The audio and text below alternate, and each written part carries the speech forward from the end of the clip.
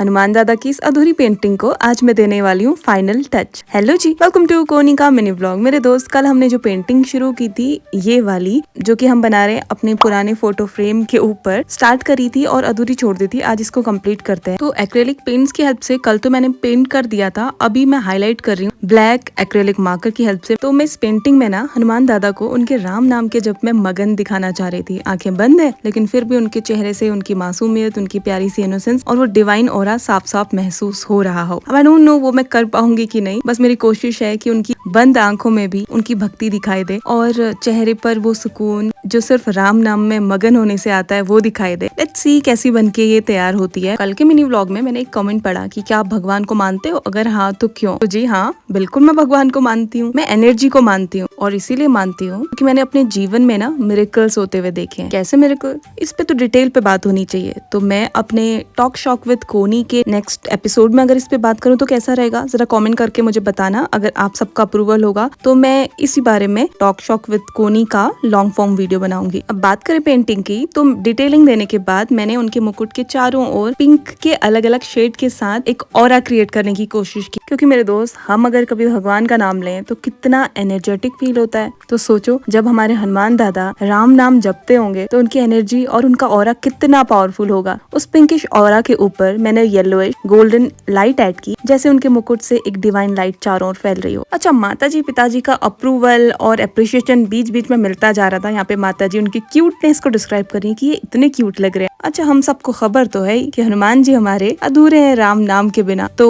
Painting में हाथ जोड़े हुए बैठे हुए हैं, कर क्या रहे हैं, राम नाम जप रहे हैं। तो मैंने राम राम लिख भी दिया। हनुमान जी का पूरा अस्तित्व ही श्री राम जी की भक्ति और प्रेम से जुड़ा हुआ है। तो मेरे लिए पेंटिंग तभी पूरी हो सकती थी जब उसमें राम नाम भी लिखा हो। और इनका भरोसा भी नहीं है, मैं आपको बता रही हूँ दोस्तों। पता चला राम नाम लिखना मैं भूल जाती तो सपने में आए और गदा मार के कह रहे हैं बड़ी आई पेंटिंग बनाने वाली, राम नाम के बिना हनुमान की पेंटिंग बना ली। यही तो सबसे खास बात है हमारे हनुमान दादा की, उनकी भक्ति। और उनकी शक्ति से ज्यादा मुझे उनकी भक्ति ही आकर्षित करती है। तो मेरे दोस्त, हमारे राम भक्त हनुमान की क्यूट सी पेंटिंग बनके रेडी है। पेंटिंग करना जब शुरू कर रही थी तभी मैंने कहा था राम भरोसे बना रही हूँ, और जो ये रिजल्ट आके निकला है वो भी राम जी की देन है भाई। अब जब ये पेंटिंग बनके तैयार हो चुकी है तो वो वाला जुमला याद आ रहा है, मानो तो देवता ना मानो तो पत्थर। और कहते हैं ना, राम कृपा बिनु सुलभ न सोई। राम जी की कृपा के बिना कुछ भी सहज नहीं होता। एक पुराना खराब पड़ा हुआ फोटो फ्रेम था जिसे हम आसानी से फेंक सकते थे। शायद राम जी की कृपा ही थी कि उसी चीज को एक नया रूप देने का ख्याल आया और आज उस पुराने फ्रेम पर हनुमान दादा की एक डिवाइन पेंटिंग बन के तैयार है। तो कैसा लगा हमारे बाल हनुमान का चित्र, आपको कॉमेंट सेक्शन में बताना। साथ में राम राम लिख के जाना। बाकी see on the next mini vlog. Till then keep मुस्कुराना।